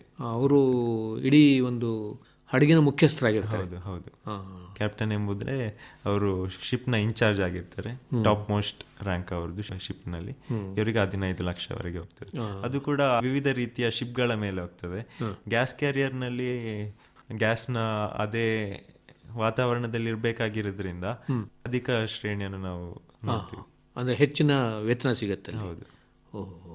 ಮತ್ತು ಅಲ್ಲಿ ಇರುವಂಥ ಮತ್ತು ಬರುವಂಥ ಖರ್ಚುಗಳು ಎಲ್ಲ ಅವರೇ ಭರಿಸ್ತಾರಾ ಅಥವಾ ಹೇಗೆ? ಹೌದು, ನಾವು ಈಗ ಮನೆಯಿಂದ ನಾವು ಇಲ್ಲಿಂದ ಹೊರಟಿದ ಮೇಲೆ ಹೋಗುವಂತ ಫ್ಲೈಟ್ನ ಟಿಕೆಟ್ನ ಚಾರ್ಜ್ಗಳು ಹಾಗೂ ಅಲ್ಲಿ ಬೇಕಾದಂಥ ಊಟದ ವ್ಯವಸ್ಥೆಗಳು ಎಲ್ಲ ಕೂಡ ಅವರೇ ಕೊಡುವಂಥದ್ದಾಗಿರ್ತದೆ. ಶಿಪ್ನಲ್ಲಿರುವಾಗ ಕೂಡ ಅಲ್ಲಿರುವ ಆಹಾರ ಎಲ್ಲದೂ ಕೂಡ ಕಂಪನಿ ಕೊಡ್ತಾರೆ. ಮತ್ತು ಏನಾದರೂ ಅನಾರೋಗ್ಯಕ್ಕೆ ಈಡಾದರೆ ಅಲ್ಲಿ ವೈದ್ಯರು ಏನಾದರೂ ಇರ್ತಾರೆ? ಅನಾರೋಗ್ಯಕ್ಕೆ ಏನಾದರೂ ಈಡಾದರೆ ಒಂದು ಸಣ್ಣ ಸಣ್ಣ ಅನಾರೋಗ್ಯ ಎಂಬುದಾಗಿ ನೋಡಿದರೆ ಅದಕ್ಕೆ ಚೀಫ್ ಆಫೀಸರ್ ಅಥವಾ ಸೆಕೆಂಡ್ ಆಫೀಸರ್ ಅವರು ಈ ಮೆಡಿಕಲ್ ಫಸ್ಟ್ ಏಡ್ ಟ್ರೈನಿಂಗ್ ಅನ್ನು ಮಾಡಿರ್ತಾರೆ. ಅವರು ಸಾಮಾನ್ಯ ಅನಾರೋಗ್ಯಕ್ಕೆಲ್ಲ ಮೆಡಿಸನ್ ಕೊಡ್ತಾರೆ. ಇನ್ ಕೇಸ್ ಏನಾದರೂ ದೊಡ್ಡದಾದ ಏನಾದರೂ ಅನಾರೋಗ್ಯ ಆದರೆ ನಾವು ಪೋರ್ಟಿಗೆ ಹೋಗುವಾಗ ಅಲ್ಲಿ ಡಾಕ್ಟರ್ನ ವಿಸಿಟ್ ಮಾಡ್ಬೋದು. ಇನ್ನು ತುಂಬಾ ಸೀರಿಯಸ್ ಆಗಿ ಏನಾದರೂ ಅನಾರೋಗ್ಯ ಅಂತ ಹೇಳಿದ್ರೆ ಹೆಲಿಕಾಪ್ಟರ್ ಲಿಫ್ಟಿಂಗ್ ಕೂಡ ಮಾಡ್ತಾರೆ. ಅವಕಾಶ ಇದೆ, ಅದಕ್ಕೆಲ್ಲ ತಯಾರಿರುತ್ತೆ. ನೀವು ನಿಮ್ಮ ಕಚೇರಿಗೆ ತಿಳಿಸಿದರೆ ಅವರು ಬಂದು ಕರ್ಕೊಂಡು ಹೋಗೋ ವ್ಯವಸ್ಥೆನೂ ಇರುತ್ತೆ. ಆದರೆ ನಿಮಗೆ ತುರ್ತು ಮತ್ತು ಪ್ರಥಮ ಚಿಕಿತ್ಸೆ ಇಂಥವಕ್ಕೆಲ್ಲ ಶಿಪ್ಪಲ್ಲೇ ಇರುತ್ತೆ. ಒಟ್ಟಾರೆ ಹೇಗೆ ಅನಿಸುತ್ತೆ? ಈಗ ನೀವು ಎಷ್ಟು ವರ್ಷ ಆಯಿತು ಸೇರಿಕೊಂಡು? ನಾನು ಈಗ ಸೇಲಿಂಗ್ ಸ್ಟಾರ್ಟ್ ಮಾಡಿ 3 years ಕಂಪ್ಲೀಟ್ ಆಗಿದೆ. ಒಂದು ಒಳ್ಳೆಯ ಎಕ್ಸ್ಪೀರಿಯನ್ಸ್. ನಾವು ಕೋವಿಡ್ನಲ್ಲಿ ಈಗ ಹೇಗೆ ಒಂದು ಮನೆಯಲ್ಲೇ ಇದ್ದೋ ಅದೇ ರೀತಿಯ ಎಕ್ಸ್ಪೀರಿಯನ್ಸ್ ಒಂದು ಕಂಟಿನ್ಯೂ ಆಗಿ ಶಿಪ್ನಲ್ಲಿ ಕೂಡ ಇದೆ. ಮತ್ತೆ ಓದೋದು ಇದಕ್ಕೆಲ್ಲ ಅವಕಾಶ ಇರುತ್ತೆ? ಹೌದು, ಓದಕ್ಕೆ ಎಲ್ಲ ಅವಕಾಶಗಳು, ಲೈಬ್ರರಿಗಳು ಕೂಡ ಶಿಪ್ಪಲ್ಲಿ ಇರುತ್ತದೆ. ಏನಾದರೂ ನಮಗೆ ಗೊತ್ತಿಲ್ಲದ ವಿಷಯಗಳಿದ್ರೆ ಅದನ್ನ ತಿಳ್ಕೊಳ್ಬೇಕು ಅಂತ ಹೇಳಿದ್ರೆ ಲೈಬ್ರರಿ ಫೆಸಿಲಿಟೀಸ್ ಕೂಡ ಇರುತ್ತೆ. ಒಟ್ಟಾರೆ ಹೇಗನ್ಸುತ್ತೆ ಶ್ರೀಧರ್, ಮರ್ಚೆಂಟ್ ನೇವಿಯಲ್ಲಿ ಕೆಲಸ ಮಾಡ್ತಾ ಇರೋದು? ಇದೊಂದು ಉತ್ತಮವಾದ ಫೀಲ್ಡ್ ಅಂತ ಹೇಳ್ಬೋದು. ಯಾಕಂದ್ರೆ ನಾವು ವಿವಿಧ ದೇಶಗಳಿಗೆ ಹೋಗ್ತೀವಿ, ಟ್ಯಾಕ್ಸ್ ಇಲ್ಲದೆ ಇಂಡಿಯಾದಲ್ಲಿ ಇರ್ಬೋದು. ಈ ರೀತಿಯ ಕಾರ್ಯಗಳನ್ನು ನೋಡುವಾಗ ಒಂದು ಉತ್ತಮವಾದ. ಅಂದ್ರೆ ನಮ್ಮ ಯುವಜನರಿಗೆ ಸಂದರ್ಭದಲ್ಲಿ ಏನು ಹೇಳೋದಕ್ಕೆ ಇಷ್ಟಪಡ್ತೀರಾ ನೀವು? ಯುವಜನರಿಗೆ ಹೇಳ್ಬೇಕಂತ ಹೇಳಿದ್ರೆ ಅವರು ಈ ಕೋರ್ಸನ್ನು ಅವರು ಚೂಸ್ ಮಾಡಿದ್ರೆ ಅವರು ಒಂದು ಸರಿಯಾದ ಮಾರ್ಗದಲ್ಲಿ ಹೋಗಿ. ಯಾಕಂದ್ರೆ ಈಗ ಹೊರಗಡೆ ನೋಡಿದ್ರೆ ಒಂದು ಉತ್ತಮ ಕಾಲೇಜಲ್ಲಿ ಅವ್ರು ಸೇರದಿದ್ರೆ ಮತ್ತೆ ಅವರಿಗೆ ಜಾಬ್ ಕೂಡ ಸಿಗೋದಿಲ್ಲ. ಆ ಜಾಬ್ ಸಿಗದ ಸಂದರ್ಭದಲ್ಲಿ ಅವರು ಈ ಏಜೆಂಟ್ಗಳ ಮುಖಾಂತರ ಹೋಗ್ಬೇಕಾಗಿರುತ್ತದೆ. ಈ ಏಜೆಂಟ್ಗಳು ಅಂತ ಹೇಳಿದ್ರೆ ಅವರು ಒಂದು ಸರ್ವಿಸ್ ಚಾರ್ಜ್ ಎಂಬುದಾಗಿ ಸಾಕಷ್ಟು ಹಣವನ್ನು ಕೇಳ್ತಾರೆ. ಅದು ಈಗ ಕರೆಂಟ್ ಆಗಿ ನೋಡಿದ್ರೆ 3 ಲಕ್ಷದಿಂದ 5 ಲಕ್ಷದವರೆಗೆ ಅವರು ಹಣವನ್ನು ತಗೊಳ್ತಾರೆ. ಆದ್ರಿಂದ ನೀವು ಮರ್ಚೆಂಟ್ ನೇವಿ ಹೋಗ್ಬೇಕು ಅಂದ್ರೆ ನೀವು ರಿಸರ್ಚ್ ಮಾಡಿ ಯಾವ್ದು ಒಳ್ಳೆ ಕಾಲೇಜ್ ಅಂತ ನೋಡಿ ಅದೇ ಕಾಲೇಜಲ್ಲಿ 100% ಪ್ಲೇಸ್ಮೆಂಟ್ ಇದ್ರೆ ಆ ಕಾಲೇಜಿಗೆ ಹೋಗಿ ಆ ಮುಖಾಂತರ ನೀವು ಮರ್ಚೆಂಟ್ ನೇವಿ ಸೇರ್ಕೊಳ್ಬಹುದು. ಏನಾಗ್ತದೆ ಅಂತ ಹೇಳಿದ್ರೆ ತುಂಬಾ ಜನರು ಈ ತರ ಏಜೆಂಟ್ ಗಳಿಗೆ ಹಣ ಕೊಡ್ತಾರೆ, ಅವರು ಲಾಸ್ಟಿಗೆ ಜಾಬಿಗೂ ಕೂಡ ಸೇರ್ಸೋದಿಲ್ಲ. ಈ ರೀತಿಯ ಸಂದರ್ಭಗಳು ಕೂಡ ನಾನು ನೋಡಿದ್ದೀನಿ. ಅದರಿಂದ ಯುವ ಜನರು ಈಗ ಯಾರು ಮರ್ಚೆಂಟ್ ನೇವಿ ಸೇರ್ಬೇಕು ಅಂತ ಇದ್ದಾರೋ ಅವರು ಕರೆಕ್ಟ್ ಆಗಿ ಒಂದು ಪ್ರೊಸೀಜರ್ ಅಲ್ಲಿ ಒಂದು ಒಳ್ಳೆಯ ಮಾರ್ಗವನ್ನು ಆರಿಸಿಕೊಂಡು ಆ ಮಾರ್ಗದಲ್ಲಿ ಹೋಗ್ಬೇಕಂತ. ಅಂದ್ರೆ ರೆಕಗ್ನೈಸ್ಡ್ ಕಾಲೇಜಸ್ ಸೇರೋದು ಬಹಳ ಮುಖ್ಯ. ಹೌದು, ಸರ್ಕಾರದಿಂದ ಅಂಗೀಕೃತವಾದಂತ ಮತ್ತೆ ಅವ್ರದ್ದು ನೀವು ರೆಕಾರ್ಡ್ಸ್ ನೋಡ್ಬೇಕಂತ ನಾನು ಹೇಳ್ತೀನಿ. ಯಾಕಂದ್ರೆ ಈಗ ಒಂದು ಕಾಲೇಜ್ ಈಗ ಮಾತ್ರ 100 ಪ್ಲೇಸ್ಮೆಂಟ್ ಕೊಡ್ತದೆ, ಮತ್ತೆ ನಾವು ಸೇರುವಾಗ ಬೇಕಾದ್ರೆ ಅಲ್ಲಿ ಪ್ಲೇಸ್ಮೆಂಟ್ ಇರುವುದೇ ಇಲ್ಲ. ಅದನ್ನೆಲ್ಲ ನೋಡಿ ಯಾವ್ದು ಹಳೆಯ ಕಾಲದಿಂದ ಅಂದ್ರೆ ಬಹಳ ವರ್ಷಗಳಿಂದ 100% ಪ್ಲೇಸ್ಮೆಂಟ್ ಇದೆಯೋ ಅದನ್ನು ನೋಡಿಬಿಟ್ಟು ಹೋದ್ರೆ ನಿಮಗೆ ಒಂದು ಉತ್ತಮ ಅಂತ ಹೇಳ್ತೀವಿ. ಅಂದ್ರೆ ಉದ್ಯೋಗ ಅವಕಾಶಗಳು ಎಷ್ಟು ಮಟ್ಟಿಗೆ ಇದಾವೆ ಅಂತಾರೆ ಈ ಮರ್ಚೆಂಟ್ ನೇವಿಯಲ್ಲಿ? ಈ ರಫ್ತು ಕಾರ್ಯಗಳು ಅನೇಕವಾಗಿ ಎಲ್ಲಾ ದೇಶಗಳಲ್ಲಿ ನಡೆಯೋದ್ರಿಂದ ಉದ್ಯೋಗದ ಅವಕಾಶ ಬಹಳಷ್ಟು ಇದೆ. ಆದ್ರೆ ನೀವು ಚೂಸ್ ಮಾಡಿರುವ ಕಂಪನಿ ಉತ್ತಮವಾದ ಕಂಪನಿ ಅಂತ ನೀವು ನೋಡ್ಕೊಳ್ಬೇಕು. ಯಾಕಂದ್ರೆ ಆರ್ಡರ್ಗಳು ಉತ್ತಮವಾದ ಕಂಪನಿಗಳು ಕೈ ಸೇರೋದ್ರಿಂದ ನೀವು ಉತ್ತಮವಾದ ಕಂಪನಿಯಲ್ಲಿದ್ರೆ ನಿಮಗೆ ಕೆಲಸಕ್ಕೂ ಕೂಡ ಸಹಾಯ ಆಗಿದೆ. ಶಿಪ್ಪಿಂಗ್ ಕಾರ್ಪೊರೇಷನ್ ಆಫ್ ಇಂಡಿಯಾ ಅಂತ ಇದೆಯಲ್ಲ, ಹೌದು, ಅದರಲ್ಲಿ ಏನಾದರೂ ಇದೆಯಾ? ಶಿಪ್ಪಿಂಗ್ ಕಾರ್ಪೊರೇಷನ್ ಆಫ್ ಇಂಡಿಯಾ ಅಂತ ಹೇಳೋದು ಅದೊಂದು ಗೌರ್ಮೆಂಟ್ಗೆ ಸೇರಿದಂತ ಶಿಪ್ಗಳನ್ನು ಹೊಂದಿದೆ. ಅಂದರೆ ನಮ್ಮ ಆರ್ಥಿಕತೆ ಇವತ್ತು ಹೆಚ್ಚೆಚ್ಚಾಗಿ ಬೆಳೀತಾ ಇದೆ. ಹೌದು, ಅದನ್ನು ನೋಡಿದಾಗ ನಮ್ಮ ವ್ಯಾಪಾರ ವ್ಯವಹಾರಗಳು ಕೂಡ ಜಾಸ್ತಿ ಆಗ್ತದೆ. ಆಮದು ರಫ್ತು ಇದೆಲ್ಲ ಜಾಸ್ತಿ ಆಗ್ತಾ ಇರೋದ್ರಿಂದ ಮರ್ಚೆಂಟ್ ನೇವಿಗೆ ಸಾಕಷ್ಟು ಅವಕಾಶ ಇದೆ, ಉದ್ಯೋಗ ಅವಕಾಶಗಳು ಕೂಡ ಇದ್ದಾವೆ. ಆತ್ಮೀಯ ಕೇಳುಗರೆ, ತಮಗೆ ಈ ಮರ್ಚೆಂಟ್ ನೇವಿ ಬಗ್ಗೆ, ಇಲ್ಲಿರುವಂಥ ಉದ್ಯೋಗಾವಕಾಶಗಳ ಬಗ್ಗೆ ಇನ್ನೂ ಹೆಚ್ಚಿನ ಮಾಹಿತಿ ಬೇಕಾಯಿತು ಅಂದರೆ ಎಸ್ ಶ್ರೀಧರ್ ಅವರನ್ನು ಅವರ ಮೊಬೈಲ್ ದೂರವಾಣಿ ಸಂಖ್ಯೆಯಲ್ಲೂ ಕೂಡ ಸಂಪರ್ಸ್ಬೋದು. ದೂರವಾಣಿ ಸಂಖ್ಯೆ ಹೀಗಿದೆ: 9535411104.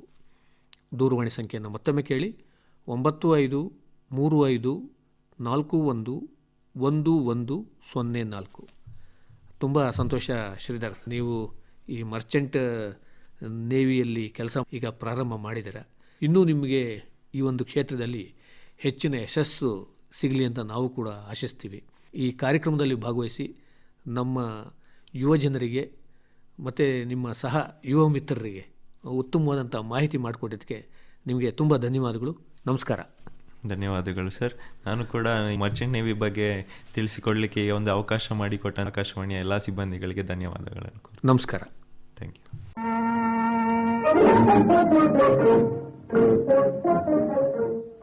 ಯುವವಾಣಿ ಕೇಳಿದಿರಿ.